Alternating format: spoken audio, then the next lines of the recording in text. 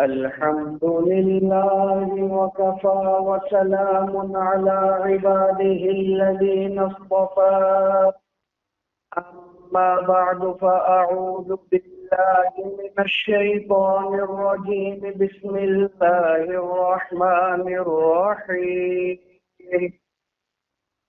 إن أول بيت وضع للناس للذي ببكة مباركا وهدى للعالمين وقال تعالى الحج أشهر معلومات صدق الله مولانا العظيم۔ محترم حاضرین،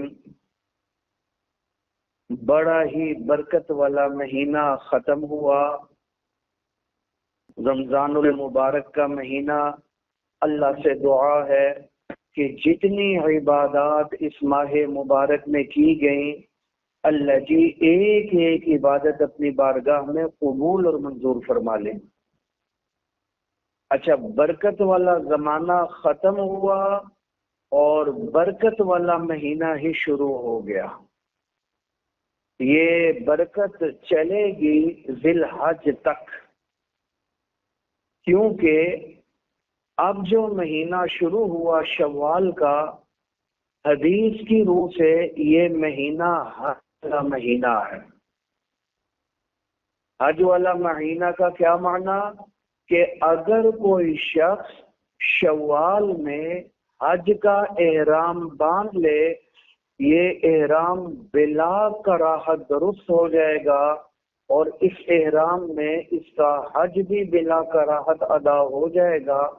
کیوں؟ کیونکہ حج والا مہینہ شروع ہو چکا، شوال والا مہینہ حج والا مہینہ ہے۔ تو اور حج والا مہینہ ظاہر ہے اللہ تعالیٰ نے کتنی برکتیں رکھی ہیں حج کے مہینوں میں، تو ان میں سے ایک مہینہ، 3 مہینے ہیں حج کے، حدیث میں آتا ہے شوال، ذی قعد، ذی الحج۔ تو یہ شوال والا مہینہ، حج والا مہینہ شروع ہو چکا، گویا ابھی پھر برکت والا زمانہ شروع ہے۔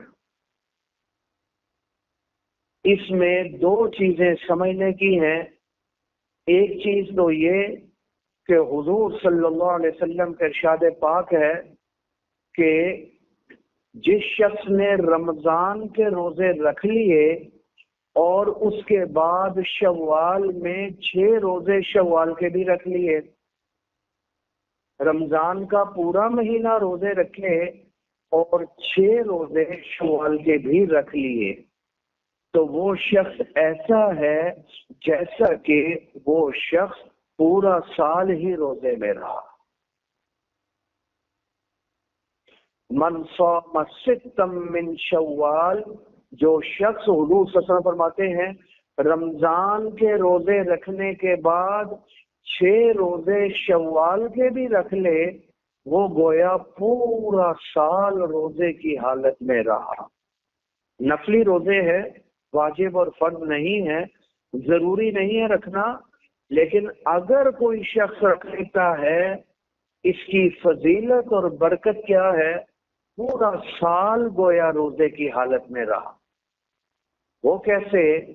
وہ ایسے کہ اللہ تعالی نوازنا چاہتے ہیں، وہ تو چاہتے ہیں کسی ہیلے بہانے سے میں اپنے بندے کو نواز دوں اور میں کسی طریقے سے اس کو بخش دوں، جنت تک پہنچا دوں، لیکن ہماری بڑی غلطی ہے کہ ہم وہ بہانہ بھی نہیں بناتے۔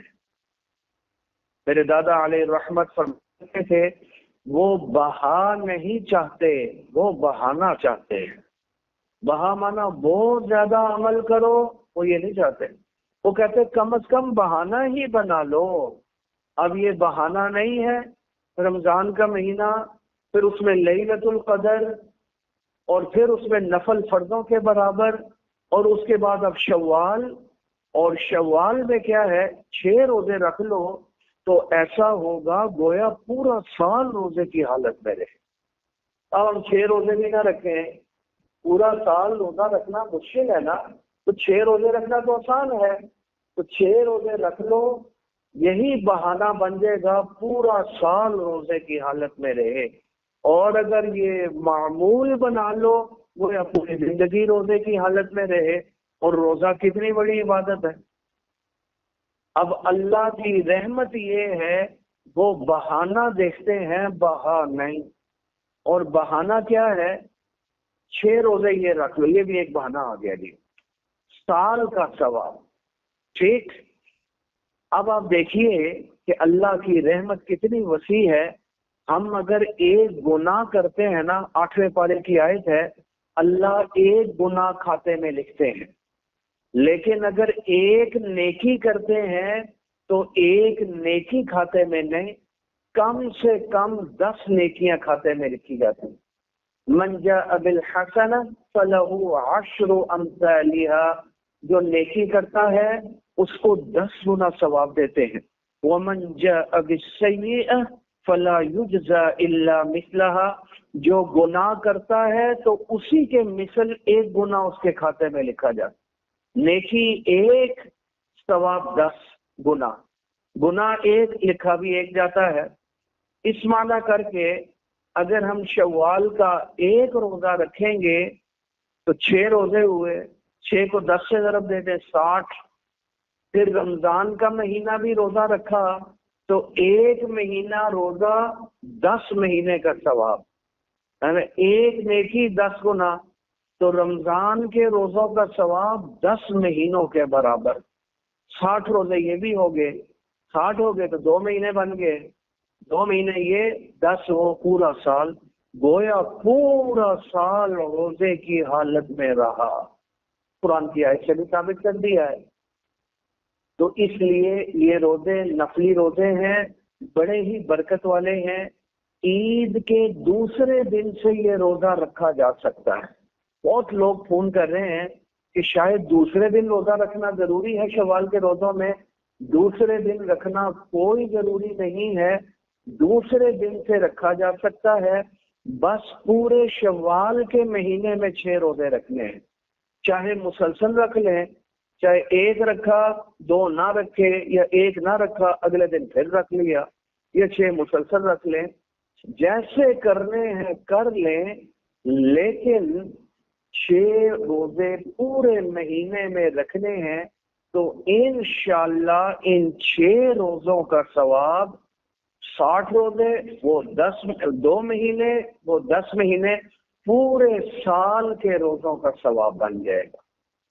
اب دیکھیں یہ بہانہ ہے، خدا کی قسم کتنی ہماری لاپرواہی اور غفلت ہوگی اور غلطی اور محرومی ہوگی کہ اگر ہم یہ 6 روزے بھی نہ رکھ سکیں اور پورے سال کے روزوں والی عبادت سے محروم ہوں۔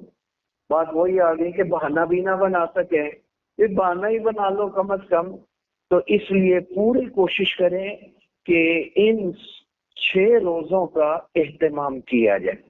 ایک بات تو یہ، دوسری بات یہ ہے کہ اب یہ شوال والا مہینہ حج والا مہینہ بھی ہے۔ اب ہم دیکھ لیں کیا حج ہمارے ذمے میں فرض ہے یا نہیں ہے۔ حج اسلام کے جو چند ارکان ہیں ان میں ایک بنیادی اور عظیم الشان رکن حج بھی ہے، حج بیت اللہ، اللہ کے گھر کا حج کرنا۔ یہ اللہ تعالی نے ہر صاحب استطاعت مومن پر فرض قرار دیا ہے۔ میں روایت دیکھ رہا تھا حضور صلی اللہ علیہ وسلم کی، جس پر حج فرض ہو جائے، دیکھیے حضور صلی اللہ علیہ وسلم رحمت للعالمین ہے، ٹھیک، ساری رات روتے رہے اس امت کے لیے، اللہ ان کو معاف فرما دے، اللہ میری امت کا کیا ہوگا۔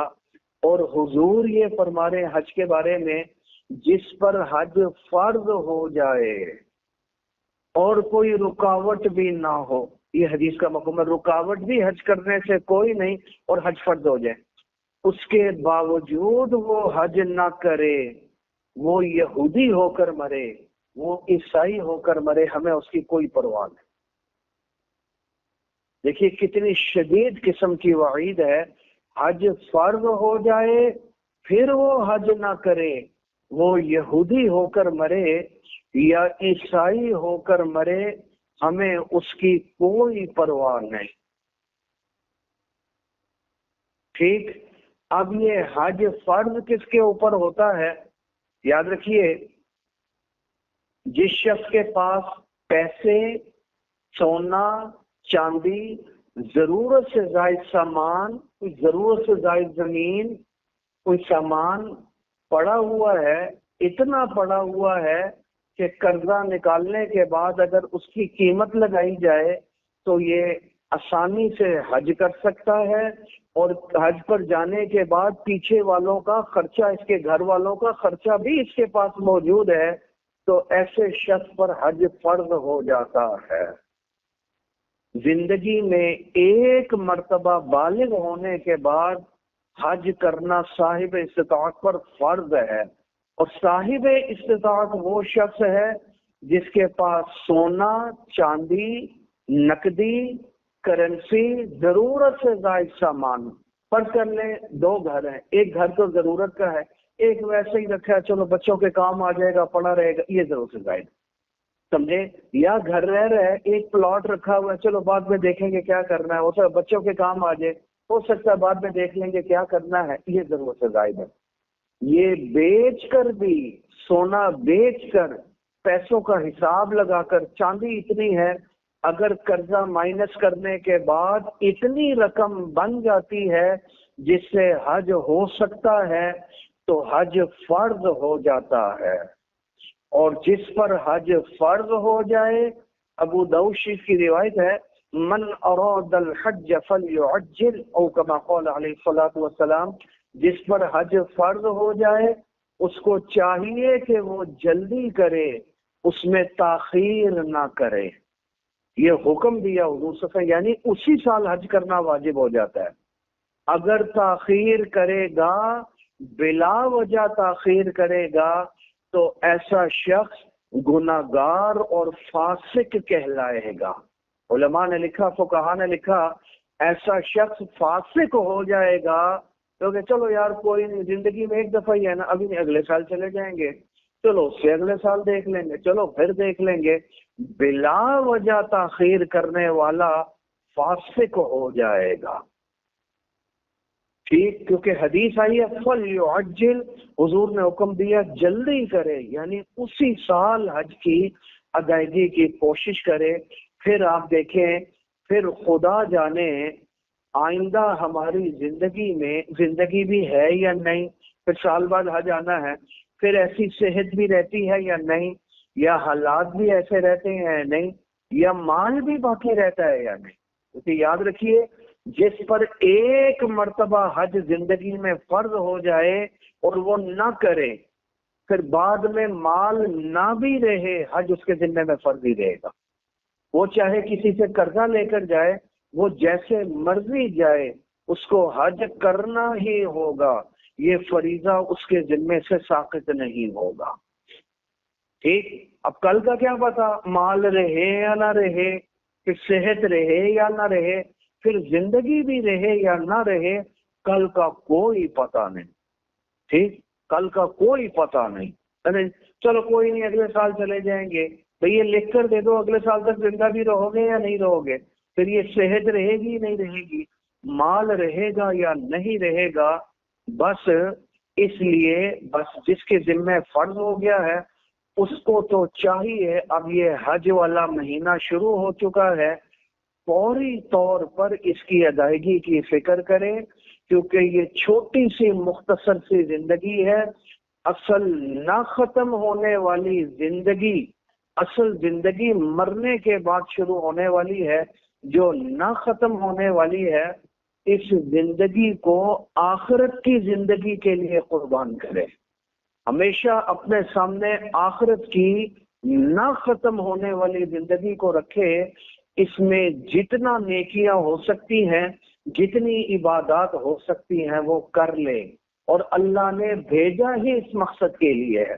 وما خلقت الجن والانس الا لیعبدون، اللہ فرماتے ہیں میں نے جنوں اور انسانوں کو صرف عبادت کے لیے پیدا کیے، اس کے علاوہ کوئی مقصد نہیں تھا کہ بھئی جتنی نیکیاں ہو سکتی ہیں اتنی نیکیاں یہ آخرت کی کرنسیاں ہیں، جتنی آخرت کی کرنسی جمع کر سکتے ہو کر لو، کیونکہ جہاں جتنا رہنا ہوتا ہے اس کے لیے اتنی ہی کرنسی کی ضرورت ہوتی ہے، تو آخرت کی زندگی تو نہ ختم ہونے والی زندگی ہے، اس کے لیے کرنسی کی بھی زیادہ ضرورت ہوگی۔ تو بہرحال جن پر فرض ہے وہ تو پہلی فرصت کے اندر حج کی ادائیگی کی فکر کریں۔ اب جو تاخیر کر لی 4 لاکھ میں، 2.5 لاکھ میں، 3 لاکھ تو ابھی کچھ عرصہ پہلے کی بات ہے سرکاری حج ہوتا تھا، آج ہمیں پتا چلا کہ سرکاری حج کی قیمت 12.5 لاکھ روپے کے قریب پہنچ گئی ہے۔ جو کام 2.5-3 لاکھ میں ہوتا ہے، دیکھیں نا اب جس پر فرض ہو چکا ہے وہ 12.5 لاکھ روپے کا کرے، نہیں تو حج بدل کی وصیت کر کے جائے، نہیں تو پھر یہ بوجھ اپنے ساتھ اپنی قبر میں لے کر جائے۔ حج رہ گیا۔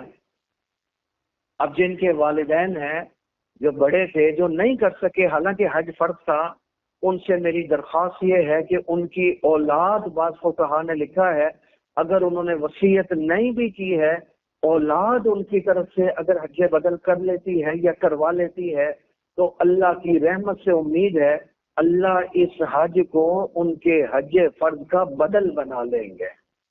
تو فکر کرے، کیونکہ یہ بہت بڑا بوجھ ہے اگر کوئی اسی طرح لے کر قبر میں پہنچ گیا۔ تو اس لیے کوشش کریں جلد سے جلد بیت اللہ کا حج کریں۔ اور بیت اللہ وہ چیز ہے جو میں نے 4 پارے کی آیت پڑھی ہے، اس دنیا میں سب سے پہلا گھر جو بنا، ان اول بیت وضع للناس للذی ببکہ، مکہ بکہ دونوں نام آتے ہیں عربی میں مکہ کے، سب سے پہلا گھر اس دنیا میں جو بنا آدم علیہ السلام کے دور میں، وہ کیا تھا؟ وہ یہ مکہ، یہ بیت اللہ تھا۔ بعض روایات میں آتا ہے کہ وہ فرشتوں نے آ کر بنایا تھا بیت اللہ کو۔ بعض روایت ابراہیم علیہ السلام نے، حضرت آدم علیہ السلام نے بنایا، تو یہ بھی ممکن ہے کہ دونوں نے مل کر بنا لیا ہو، کیونکہ دونوں قسم کی روایات آ رہی ہیں۔ اس دنیا میں سب سے پہلا گھر جو بنا وہ بیت اللہ بنا۔ یہ اشارہ اس بات کی طرف بھی ہو سکتا ہے کہ دنیا کا سب سے پہلا گھر جو بنا وہ عبادت خانہ بنا جی، وہ بیت اللہ بنا جی، آدم علیہ السلام کے دور میں۔ پھر آدم علیہ السلام نے حج فرمایا، سارے نبیوں نے حج فرمایا جی، ادھر ہی آتے تھے مکہ میں، اس بیت اللہ کے گرد طواف کرتے تھے اور اس میں حج کرتے تھے۔ آج بھی ہم اگر جائیں منا، جہاں وہ کنکریاں ماری جاتی ہیں، اس کے ساتھ ہی مسجد بنی ہوئی ہے، کیا نام ہے مسجد کا جی؟ ابھی آ جائے گا نام میرے ذہن میں، مشہور مسجد ہے، بالکل منا کے ساتھ بنی ہوئی ہے۔ اس میں میں دیکھ رہا تھا بعض علماء نے لکھا سینکڑوں کی تعداد میں انبیاء مدفون ہے، دفن ہے ادھر کے لینے آگے تھے، بے حج کرنے آتے تھے۔ یہ تو آدم علیہ السلام کے دور سے عبادت خانہ بنا ہوا ہے، نوح علیہ السلام کے دور تک چلتا رہا، طوفان نوح آیا، پھر وہ گر گیا، منہدم ہو گیا، پھر دوبارہ سے بنا لیا گیا، پھر گر گیا، پھر ابراہیم علیہ السلام نے وہیں سے بنیادیں اٹھائیں جہاں آدم علیہ السلام نے یا فرشتوں نے رکھی تھی، وہیں سے ابراہیم علیہ السلام نے اس کی بنیادیں اٹھائی گی۔ جب ابراہیم، یہ اس دور سے حج ہو رہا ہے جب ابراہیم علیہ السلام نے اس کی بنیاد اٹھائی اور بیت اللہ بنایا، تو ایک پتھر پر کھڑے ہو کر بنایا جس کا نام ہے مقام ابراہیم۔ اللہ تعالی ہم سب کو بار بار اپنے گھر کی زیارت عطا فرمائے، قبولیت والے حج، قبولیت والے عمرے عطا فرمائے۔ آج بھی اگر ادھر جائیں تو ابراہیم علیہ السلام کے قدم نمایاں ہیں اس میں، مقام ابراہیم میں۔ اس پتھر پر بعض روایات میں آتا ہے کھڑے ہو کر بیت اللہ کو بنایا، وہ معجزہ تھا ابراہیم علیہ السلام کا۔ تعمیر اوپر جاتی تھی، پتھر اوپر ہو جاتا تھا، اور اوپر کرے پتھر اور اوپر جا اڑ جاتا تھا۔ آج بھی وہ پتھر وہی موجود ہے قرآن مجید میں بھی اس کا ذکر ہے.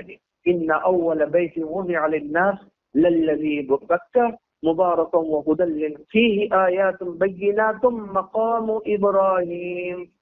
یہ چوتھے پارے کی آیت پڑھی ہے، اس میں اللہ کی واضح نشانیاں موجود ہیں. مقام ابراہیم بھی ادھر ہی ہے.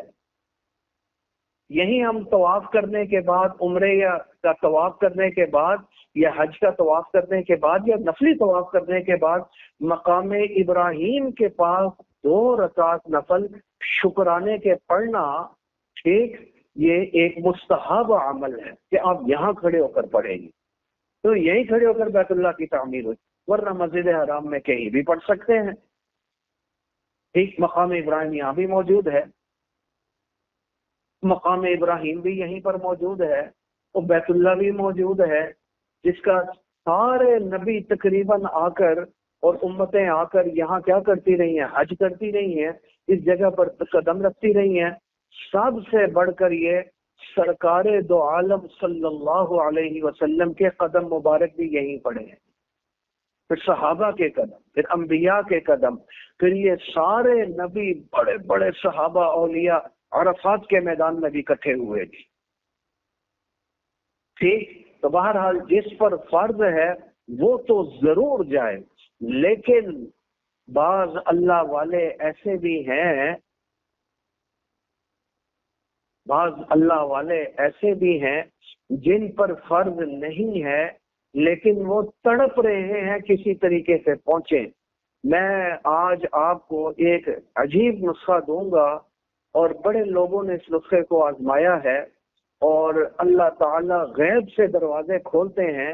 یہ بڑے بڑے علماء نے بیان کیا ہے نسخہ، اس نسخے پر عمل کریں، انشاءاللہ آپ دیکھیں گے غیبی مدد آئے گی اور اللہ تعالیٰ رستے کھولیں گے حج کے لیے. اچھا، جب بیت اللہ تعمیر ہو گیا، نسخہ بعد میں دیتا ہوں، پہلے چیز عرض کر دوں، جب بیت اللہ تعمیر ہو گیا، ابراہیم علیہ السلام نے تعمیر کی، تو سورہ حج کے اندر اللہ تعالیٰ ارشاد فرماتے ہیں کہ اللہ نے ابراہیم علیہ السلام کو حکم دیا، وَأَذِّن فِي النَّاسِ بِالْحَجِّ، کھڑے ہو کر اعلان کرو حج کا. اس وقت تو جنگل بیابان تھا، ادھر آبادی نہیں تھی، جہاں حاجرہ کو چھوڑ کر چلے گئے تھے، بچے کو چھوڑ کر، نہ بندہ، نہ بندے کی ذات، نہ خوراک، نہ پانی، کچھ بھی موجود نہیں تھا. اللہ نے حکم دیا، بیت اللہ بن گیا ہے، اب کھڑے ہو کر حج کا اعلان کرو. بعض روایات میں آتا ہے کسی پہاڑی، کسی ٹیلے پر چڑھے اعلان کیا. بعض روایات میں آتا ہے مقام ابراہیم پتھر پر کھڑے ہو کر اعلان کیا، اور اعلان سے پہلے عرض کیا، اے اللہ میرا یہ اعلان سنے گا کون؟ ادھر تو نہ بندہ نہ بندے کی ذات، آپ کہہ رہے ہیں کہ اعلان کرو کہ ساری دنیا کے لوگ آ جائیں حج کے لیے، تو میری آواز کیسے پہنچے گی ان تک؟ اللہ نے فرمایا، آواز لگانا تیرا کام ہے، آواز پہنچانا میرا کام ہے، تو اپنا کام کر.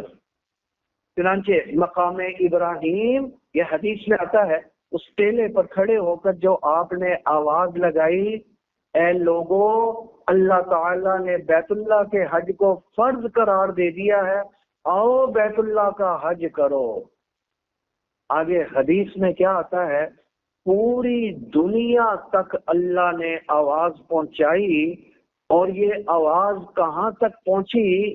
ہر شخص تک پہنچائی، حتیٰ کہ ماؤں کے پیٹ میں جو بچے تھے یا جن روحوں نے قیامت تک آنا تھا، ایک ایک روح تک اللہ تعالیٰ نے یہ آواز پہنچائی. اللہ کے لیے کیا مشکل ہے؟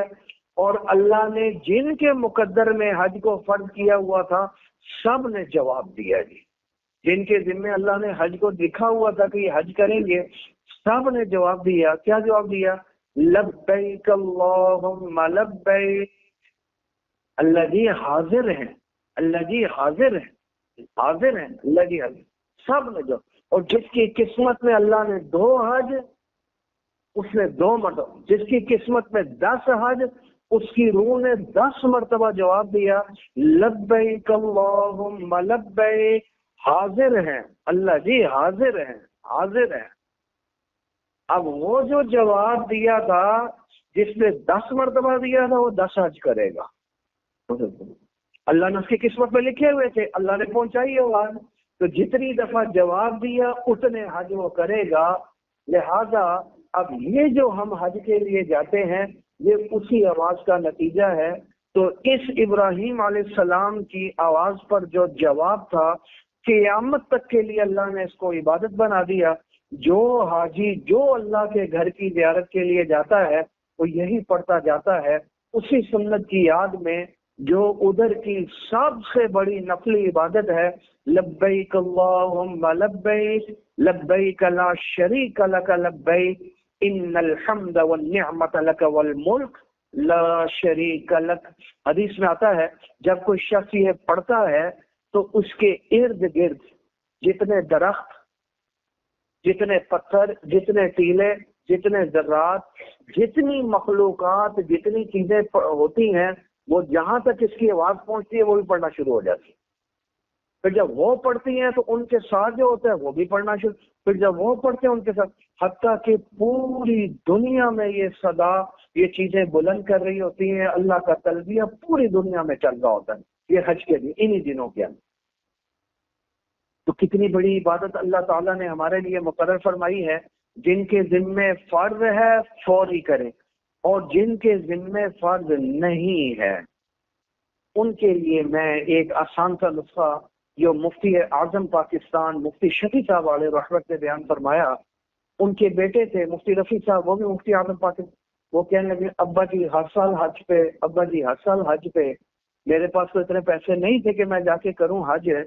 تو میں نے ایک دفعہ درخواست کی ابا جی میرے لیے دعا کریں کہ مجھے بھی اللہ اپنے گھر کی جائے، میں بھی حج کروں، مجھے بہت شوق ہے حج کا. انہوں نے کہا میں تیرے لیے دعا نہیں کروں گا حج کی. ہے سمجھ نہیں آئی، اور ہے بھی سنجیدہ کہ میں نے دعا نہیں کرنی. تو ابا جی کیوں دعا نہیں کرنی؟ حالانکہ اتنے شفیق باپ تھے، اس جواب کی توقع میں نہیں کر رہا تھا. تو میں دعا اس لیے دعا نہیں کرنی کہ تجھے شوق ہی نہیں ہے حج کا. میں تو رات کو رو رو کے دعائیں مانگتا ہوں اللہ سے، آپ ہمارے شوق نہیں. کہتے شوق نہیں ہے. میں کہا شوق ہے کہ ہاں. مجھے بتاؤ تو نے کتنے پیسے اکٹھے کیے حج کے لیے؟ میں کہا پیسہ تو کوئی اکٹھا نہیں کیا. میں کہا جی جب تو پیسے اکٹھے نہیں کر رہا اور دعائیں مانگی جا رہا ہے کیسے شوق ہے تجھے حج کا؟ تو جس کو شوق ہوتا ہے وہ اکٹھے کرتا ہے پیسے تبھی تو جائے گا حج پہ. انہوں نے کہا میں کیسے اکٹھے کروں؟ کیسے؟ سستائی کا زمانہ تھا، اوپر آنے وقت کی بات ہے. کہنے لگے 100 روپیہ میری تنخواہ ہے مدرسے میں، میرے بچے بھی ہیں، میری بیوی بھی ہے، خرچے مشکل سے پورے ہوتے ہیں، تو میرے لیے ممکن ہی نہیں ہے حج کے پیسے اکٹھے کرنا. تو مجھے ایک بات بتا، تو 1 روپیہ جمع کر سکتا ہے ہر مہینے؟ میں کہا 1 مہینے تو سانی 1 روپیہ تو تم نے روپیہ ہی کرنی. مقصد یہ تھا تو اپنی ہمت کے مطابق کوشش تو کرنا، جتنے اکٹھے کر سکتا ہے کر. آگے برکت ڈالنے والی ذات اللہ کی ذات ہے، وہ اللہ برکت ڈالے گا، اللہ رستے کھولے گا، تو کوشش تو کر. کہنے لگے میں نے 5 روپے ہر روز اکٹھا کرنا شروع کیے اور ساتھ ساتھ اللہ سے دعائیں مانگنا شروع کیے. لگے آپ حیران ہوں گے، میں نے آئندہ سال حج کیا جی. اللہ نے ایسے رستے کھولے کہ میں حج پر چلا گیا جی، اور میں نے حج بھی کیا. اس لیے جن کے پاس پیسے نہیں ہیں لیکن وہ شوق رکھتے ہیں حج کا، تو دعا اور اپنی ہمت کے مطابق کوشش کریں. باقی سب کچھ دنیا کے خزانوں کا مالک اللہ تعالیٰ ہے. اللہ تعالیٰ غیب سے رستے کھولے گا اور سمجھ نہیں آئے گی کہ اللہ تعالیٰ نے کیسے، کیونکہ یہاں مال سے حج نہیں ہوتے، قبولیت سے حج ہوتے ہیں. جس کو اللہ تعالیٰ قبول کر لے. بڑے بڑے مال والے لوگ خدا کی قسم ہم نے دیکھے ہیں لیکن توفیق ہی نہیں ہوتے، نہیں جا سکتے جی، ادھر ہی رہتے ہیں، نہیں کرتے جی، ایسی زندگیاں گزار دیں. پیرس چلے جائیں گے، امریکہ چلے جائیں گے، ہالینڈ جا رہے ہیں کھانا کھانے کے لیے جی، کھانا کھانے کے لیے، لیکن یہاں کی توفیق نہیں ہوگی جی. اس لیے اس کے لیے جذبہ چاہیے، رغبت چاہیے، دعائیں کریں اللہ سے، پھر اپنی ہمت کے مطابق کوشش بھی کرتے رہیں، پیسے جمع کرتے رہیں. آپ دیکھیں گے کہ اللہ تعالیٰ کیسے رستے کھولتے ہیں. پھر یہ حج جو ہے، یہ حج اصل میں اللہ تعالیٰ کو بندوں کی چند ادائیں پسند آ گئی تھی، انہی اداؤں کو حج بنا دیا. دیکھیے ابراہیم علیہ السلام کی اہلیہ زوجہ محترمہ جب بچے کے لیے پانی کی تلاش، بچہ تڑپ رہا تھا تو وہ صفا مروہ پہاڑی پر جاتی تھی، پیچھے سے بچے کو دیکھتی درندہ نہ کھا جائے، نیچے ڈہلوان میں گئی ہیں، پانی نہیں ملا، صفا پر دوڑتی، پہاڑی کے اوپر مل جائے، دوڑتی ہوئی چڑھتی تھی کہ میں نیچے ڈہلان میں ہوں، پیچھے درندہ نہ کھا جائے، پہاڑی کے اوپر چڑھی دوڑتی ہوئی، پیچھے بچے کو دیکھ لیا، پانی نہ، نیچے آئی، پھر وہ مروہ پہاڑی پر چڑھ گئی ہیں دوڑتی ہوئی، درندہ نہ کھا جائے۔ تو 7 چکر لگائے پانی کی تلاش میں۔ اللہ کو یہ ادا اتنی پسند آئی، اللہ نے اس ادا کو قیامت تک کے لیے عبادت بنا دیا۔ آج بھی وہ جگہ جہاں حضرت ہاجرہ بھاگی تھی، تیز چلی تھی، آج وہاں 2 سبز لائٹیں لگی ہوئی ہیں، یہ وہ مقام ہے۔ یہاں مردوں کے لیے تیز چلنا عبادت ہے، عام رفتار سے زیادہ، یہ نہیں کہ تیز دوڑ لگا دیں، عام رفتار سے۔ خواتین تو ظاہر ان کے سطر کا مسئلہ ہے یا ان کے پردے کا مسئلہ، وہ تو آہستہ ہی چلیں گی، لیکن مردوں کے لیے عام رفتار سے تیز چلنا، وہ تیز چلنا ہے۔ اور جہاں وہ آہستہ آہستہ چلتی تھی، بچہ نظر آتا تھا، آہستہ آہستہ چلتی تھی، وہاں عام رفتار میں چلنا عبادت ہے، جہاں تیز چلے۔ اللہ کو ادا پسند آ گئی۔ پھر منا، جب ابراہیم علیہ السلام بیٹے کو ذبح کرنے کے لیے لے کر گئے ہیں، وہیں حرم میں موجود تھے نا، بیت اللہ بنایا تھا، بیٹے کو ذبح کرنے کے لیے لے کر گئے، شیطان حضرت حاجرہ کے پاس آ گئے تھے، ادھر ہے بیٹا باپ کے ساتھ، جنگل میں لکڑیاں اکٹھی کرنے کا، انہوں نے کہا نا، وہ ذبح کرنے گئے، کہ کوئی باپ بیٹے کو ذبح نہیں کر سکتا۔ انہوں نے کہا جی نہیں، آپ کو نہیں پتہ، کہتے اللہ کا حکم ہے ذبح کرنا۔ انہوں نے کہا جب اللہ کا حکم ہے تو اس پر تو عمل ہونا چاہیے، وہ تو رک ہی نہیں سکتے، اگر یہی اللہ کا حکم ہے، وہ تو پیغمبر ہے، تو پھر ذبح ہی ہو جانا چاہیے اسے۔ شیطان بھاگا جی، میں کہا میرا جادو نہیں چلا ادھر۔ ابراہیم علیہ السلام کے رستے میں آ کر کھڑا ہو گیا، منا کے مقام پر۔ حدیث میں آتا ہے منا کے مقام پر کھڑا ہوا، اس نے کہا جی کہ ذبح نہ کرو۔ میں کہا میں نے کرنا ہی کرنا ہے ذبح۔ اس نے کہا میں نے نہیں ذبح، بیٹے کو کون ذبح کرتا ہے؟ انہوں نے کہا میں نے کرنا، اللہ کا حکم ہے۔ تو حدیث میں آتا ہے رکاوٹ بن کے کھڑا ہو گیا، اس نے کہا میں نے آگے جانے ہی نہیں دینا تمہیں۔ تو ابراہیم علیہ السلام کے پاس حضرت جبرائیل علیہ السلام آیا، کنکری مارو جی۔ انہوں نے 7 کنکریاں ماری، شیطان کو بھاگ گیا۔ آگے جا کر پھر کھڑا ہوا، پھر 7 کنکریاں ماری، وہ پھر آگے جا کر کھڑا ہو گیا، پھر 7 کنکریاں، پھر وہ بھاگ گیا۔ آج بھی انہی جگہوں پر جہاں ابراہیم علیہ السلام نے کنکریاں ماری تھی، وہ پتھر کھڑے ہیں جی۔ اللہ کو یہ ادا اتنی پسند آئی، قیامت تک کے لیے عبادت بن۔ ان تو شیطان کو کنکریاں ماری تھی، ہم پتھر کو پتھر مار رہے ہیں، لیکن یہ ان کی یاد میں ہے، تو اللہ نے وہ یاد، وہ ان کی ادا اتنی پسند آئی کہ قیامت تک کے لیے عبادت بنا دی، حاجیوں کے لیے واجب کر دیا جی۔ جو بھی جائے گا وہاں جا کر کنکریاں مارے گا جہاں ابراہیم علیہ السلام نے کنکریاں ماری تھی۔ تو یہ ساری اللہ تعالیٰ کو ادائیں ہیں جو اللہ تعالیٰ کو پسند آئی ہوئی ہیں، اور اللہ تعالیٰ نے ان کو عبادت قرار دے دی ہے۔ پھر منا کے مقام پر بچے کو ذبح کرنے لگے تو وہ اللہ نے جنت سے مینڈا اتار دیا، پھر مینڈے کو ذبح کیا، تو وہی ذبح کرنا عبادت ہے۔